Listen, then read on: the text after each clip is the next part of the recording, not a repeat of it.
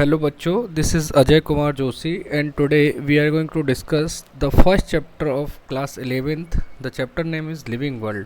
आज हम इस चैप्टर को डिस्कस करेंगे. बहुत बेसिक चैप्टर है और ये आई थिंक ये लगभग सभी बच्चों से बनता है. तो हम काफ़ी समय बाद दोबारा से वीडियो अपलोड करना स्टार्ट कर रहे हैं. हम कोशिश करेंगे कि 11th एंड 12th दोनों Hindi and English both medium में सिलेबस हम कंप्लीट कराएं, है ना, और बहुत कम समय में.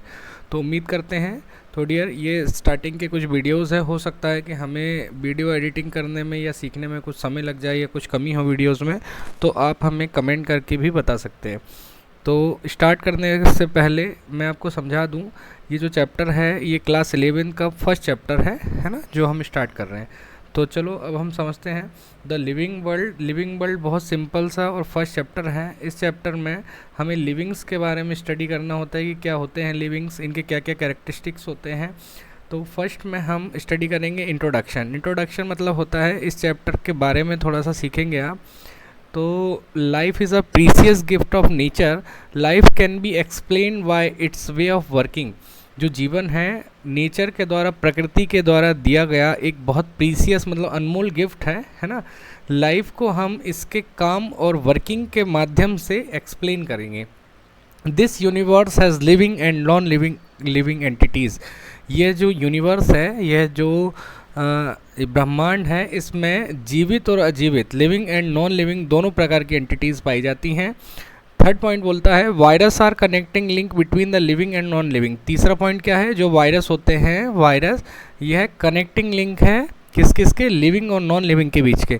वायरस को कनेक्टिंग लिंक इसलिए बोला है क्योंकि वायरस जो होता है यदि हमारे ह्यूमन बॉडी के अंदर या किसी भी एनिमल बॉडी के अंदर जाएगा तो यह उस शरीर को एज ए होस्ट यूज़ करके वहाँ के भोजन को अब्जॉर्ब करने लगेगा और खुद मतलब ये खुद भोजन नहीं बनाता, लेकिन किसी और बॉडी के अंदर जाके इसको भोजन मिल जाता है. और जब ये एटमॉस्फेयर में आएगा, बाहर आएगा, तो यह as a non living react करने लगेगा. इसीलिए जब ये बॉडी के अंदर होगा तो इसे लिविंग बोलेंगे और जब बॉडी के अंदर नहीं होगा तो इसे नॉन लिविंग बोलेंगे, है ना. तो ये पॉइंट भी याद हो गया.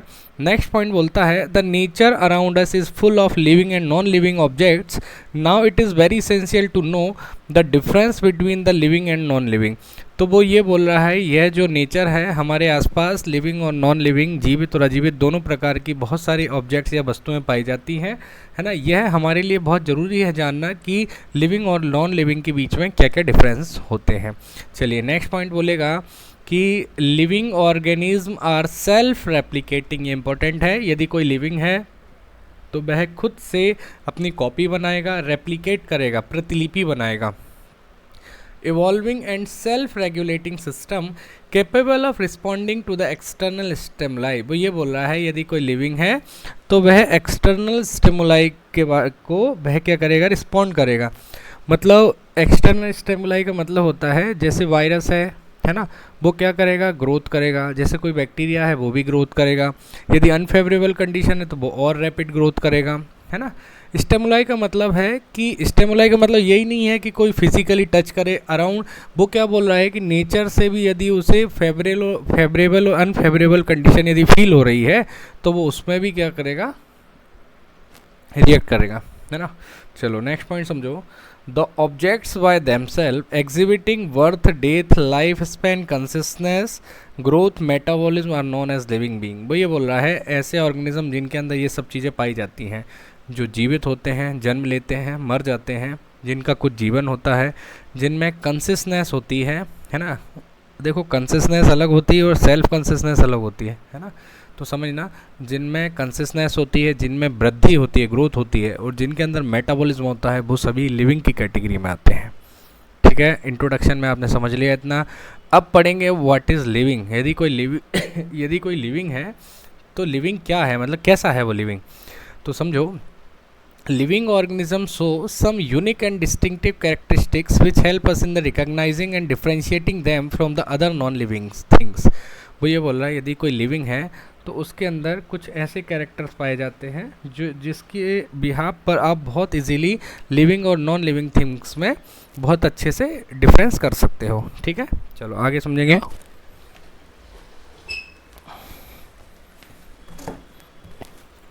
सेकंड पॉइंट देखो, the characteristics which be observe commonly in all living beings are growth, है ना। सभी लिविंग्स के अंदर एक कैरेक्टरिस्टिक्स है जो बहुत कॉमन है, जिसे ग्रोथ कहते हैं, रिप्रोडक्शन कहते हैं, sensitivity, there are some other features which are not seen from outside but we know that they are taking place inside their bodies like metabolic reactions, self replication, self organization, है ना। वो बोल रहा है कि यदि कोई लिविंग है तो उसके अंदर ये सारे कैरेक्टर्स पाए जाते हैं। तो अब लिविंग्स के जो कैरेक्टर हैं उनके बारे में समझ लो भाई। पहला है तो है ग्रोथ, दूसरा है reproduction, metabolism, cellular organisation and consistence. रट लो इस बात को, है ना। जितने भी लिविंग्स हैं उनके अंदर ये 5 कैरेक्टर्स तो होते ही होते हैं, ठीक है। चलो आगे देखो, कितना सिंपल है यार, पढ़ना है बस। देखो लिविंग, पहला कैरेक्टर की बात करेंगे ग्रोथ। अब देखो ग्रोथ जो होती है, ग्रोथ को आप कैसे बताओगे? जो लिविंग थिंग्स होती हैं वो ग्रो करती हैं, उसके मास और increase in number of individuals या सेल्स। वो ये बोल रहा है ग्रोथ का मतलब या तो मास का बढ़ना या अपनी संख्या का बढ़ना, है ना। तो ये दोनों एक ट्विन कैरेक्टर हैं, जुड़वा कैरेक्टर हैं ग्रोथ के, या तो मास बढ़ जाए या उसका नंबर बढ़ जाए। In multi cellular organism in particular growth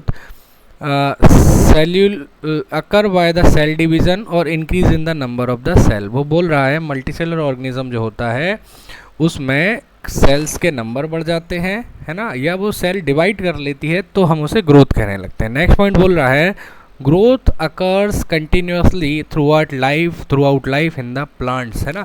जो पौधे होते हैं, जो प्लांट्स होते हैं ना, उनमें ग्रोथ जो है थ्रू आउट लाइफ, मतलब पूरे जीवन पर्यंत उनमें ग्रोथ होती रहती है। नेक्स्ट पॉइंट बोलेगा in animals it occurs up to a certain age only. जो जीवित मतलब जो एनिमल्स होते हैं जैसे हम लोग हैं, एक निश्चित एज तक ही हम में केवल ग्रोथ पाई जाती है। However growing in certain body parts like nails, hair and replacement of lost cells occurs throughout the life. जबकि हमारे शरीर में जैसे नाखून का बढ़ना, हेयर्स का बढ़ना, है ना, या जो मरी हुई कोशिकाएं हैं जिनकी डेथ हो गई है उनका रिप्लेसमेंट होना, ये तो हमारे शरीर में भी लाइफ टाइम चलता रहता है। चलिए आगे बढ़ेंगे। इन unicellular organism growth can be observed under the microscope by the simply counting the number of cells via in vitro experiment। वो बोल रहा है कि यदि आप माइक्रोस्कोप में किसी एक कोशिका को देखेंगे तो वो अपने नंबर्स को बढ़ा लेता है। Non living thing also grow in size but just by the accumulation of the material from their external surface, example mountains, boulders, sand dunes। वो ये बोल रहा है कि नॉन लिविंग थिंग्स भी जो होती हैं वो ग्रोथ करती हैं, है ना। तो जब वो ग्रोथ करती हैं तो वो एक्सटर्नल ग्रोथ करती हैं, मतलब उनमें बाहर से कोई चीज़ आती है उसके ऊपर जमती जाती है। मान लो ये एक पहाड़ है सपोज, ठीक है। अब ये पहाड़ कुछ टाइम में बहुत बड़ा होगा, तो बड़ा कैसे होगा, यहाँ और भी मटेरियल आता जाएगा इस तरह से, ये ठीक है। फिर जब ये इतना बड़ा हो जाएगा फिर इसके ऊपर और बाहर से मटेरियल एक्यूमुलेट होता जाएगा इस तरह से, ये ठीक है। अब ये और भी बड़ा हो गया, अब इसमें और भी मटेरियल आके एक्यूमुलेट होने लगा इस तरह से, ये ठीक है। अब इसका साइज और बढ़ गया, ये ठीक है। तो मैं ये समझा रहा हूँ नॉन लिविंग थिंग्स हैं उनमें भी ग्रोथ हो रही है, लेकिन उनमें जो मटेरियल है वो आउटसाइड से आके डिपॉजिट होता जा रहा है। तो सीधा बोलो कि एक्सटर्नल ग्रोथ जो होती है वो नॉन लिविंग थिंग्स में होती है। चलो नेक्स्ट आगे समझो। Growth in living things is internal. Livings के अंदर जो ग्रोथ होगी वो इंटरनल होगी। जैसे तुम्हारा और हमारा शरीर है वो अंदर से ग्रोथ कर रहा है ना, सेल डिवाइड हो रही है और धीरे धीरे हम आगे बढ़ते जा रहे हैं, बड़े होते जा रहे हैं, ग्रोथ होती जा रही है ना। While in non living things it is external. It is to be noted that a dead organism do not grow, है ना।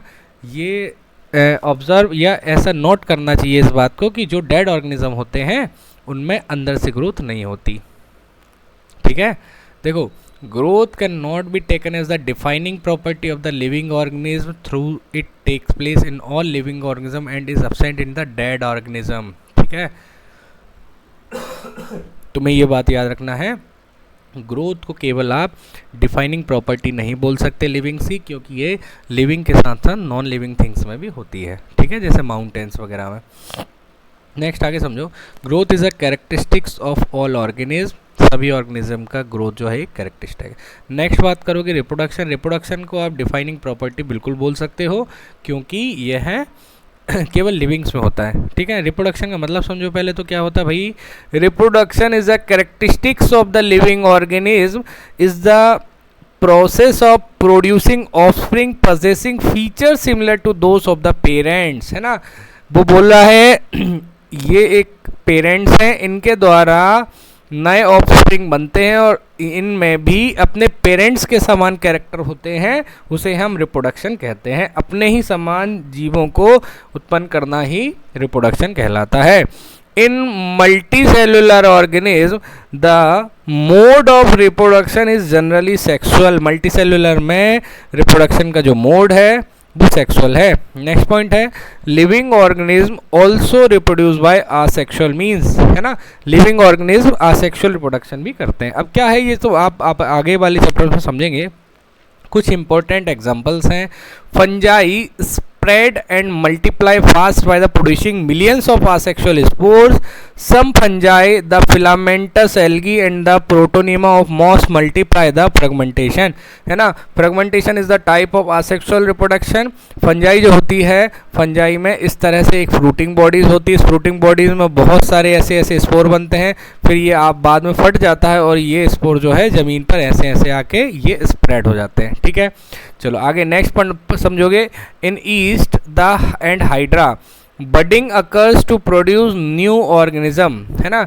Budding occurs to produce new organism in planaria regeneration of fragmented body parts occur. These parts in turn grow as a new organism. Planaria में क्या होता है, देखो ऐसे एक बहुत बड़ा पार्ट है बॉडी का, यदि आप इतना पार्ट काट देंगे तो ये वाला पार्ट भी ग्रो कर जाएगा और जो कट गया था ना वो वाला पार्ट भी ग्रोथ कर जाएगा, ठीक है। ये प्लेनेरिया का कैरेक्टर है, ठीक है। नेक्स्ट है unicellular organism like bacteria, algae and the amoeba reproduce by the increasing the number of cells, है ना। जैसे मान लो एक बैक्टीरिया है, केवल एक सेल्युलर का है, एक सेल का है, तो वो क्या करेगा 1 से 2 बनाएगा, 2 से फिर वो 4 बनाएगा, ऐसे ये फिर इनसे फिर ये बनाएगा, ये बनाएगा, ये बनाएगा, ये बनाएगा, ये बनाएगा, ये बनाएगा, ये बनाएगा, ये बनाएगा, तो ये अपने नंबर्स को बढ़ाता जा रहा है, ठीक है। चलो आगे समझो। Reproduction can be regarded as the characteristic of the living organism but it is not there exclusive defining characteristics, है ना। वो ये बोला रिप्रोडक्शन को आप क्या कर सकते हैं, एक डिफाइनिंग प्रॉपर्टी बोल सकते हैं लिविंग्स की। नॉन लिविंग में तो रिप्रोडक्शन होता ही नहीं है ना। मेटाबॉलिज्म जो है ये भी डिफाइनिंग प्रॉपर्टी है और लिविंग का कैरेक्टरिस्टिक्स भी है। देखो हम दो चीज़ें पढ़ रहे हैं, एक तो कैरेक्टर्स पढ़ रहे हैं और दूसरा डिफाइनिंग प्रॉपर्टी पढ़ रहे हैं। कैरेक्टर का मतलब क्या है कि जो लिविंग्स में है, और डिफाइनिंग प्रॉपर्टी जो केवल लिविंग्स में है ना। तो रिप्रोडक्शन और मेटाबॉलिज्म तो केवल और केवल लिविंग्स में ही है ना, ये तो नॉन लिविंग में है ही नहीं है। तो metabolism is an another characteristics and defining feature of all living things, है ना। याद रखना एक डिफाइनिंग प्रॉपर्टी भी है और एक कैरेक्टरिस्टिक फीचर भी है। The sum total of anabolic और constructive reactions anabolism and catabolic और destructive reactions catabolism continuously occurring inside the body is called metabolism, है ना। वो ये बोल रहा है कि मेटाबॉलिज्म जो टर्म है वो एनाबॉलिज्म और कैटाबॉलिज्म से मिलके बना है, ये बॉडी के अंदर कंटिन्यूअसली चलती रहती प्रोसेस है। मेटाबॉलिज्म की आप बात करेंगे, metabolism occurs in all unicellular and multicellular organism, ये दोनों के अंदर पाई जाती है, यूनिसेल्युलर हो चाहे वो मल्टीसेल्युलर हो, है ना। एनाबॉलिज्म का मतलब क्या होता है, चीज़ों का बनना, और कैटाबॉलिज्म का कट होना। कैटा मतलब ऐसा कट कर देना, ये ऐसा काट देना, ठीक है। तो चीज़ों का ब्रेकडाउन हो रहा है, उसे कैटाबॉलिज्म बोला। जैसे रेस्पिरेशन में हो रहा है, ग्लूकोज टूट रहा है ना, रिलीजिंग वेस्ट आउटसाइड, है ना। एनाबॉलिज्म में चीज़ें जुड़ रही हैं, जैसे फोटोसिंथेसिस में क्या कर रहा है, कार्बन कार्बन जुड़ रहा है, तो वो क्या कर रहा है, एक पूरा का पूरा ग्लूकोज का फॉर्मेशन कर रहा है, ठीक है। आज हमने यही 3 कैरेक्टरिस्टिक फीचर हमने पढ़े हैं लिविंग्स के। नेक्स्ट आगे हम पढ़ेंगे, नेक्स्ट जो आएगा जो कैरेक्टरिस्टिक फीचर है जिसे कंसिस्टेंस बोलते हैं। कंसिस्टेंस वो जो है ये भी एक लिविंग्स का फीचर होता है, ठीक है। नेक्स्ट क्लास में हम यहाँ से स्टार्ट करेंगे। आज मैंने जो पढ़ाया है इसको आप अपने लेवल पे बिल्कुल याद करने की कोशिश कीजिए, ठीक है बच्चों। मिलते हैं नेक्स्ट क्लास में, बाय।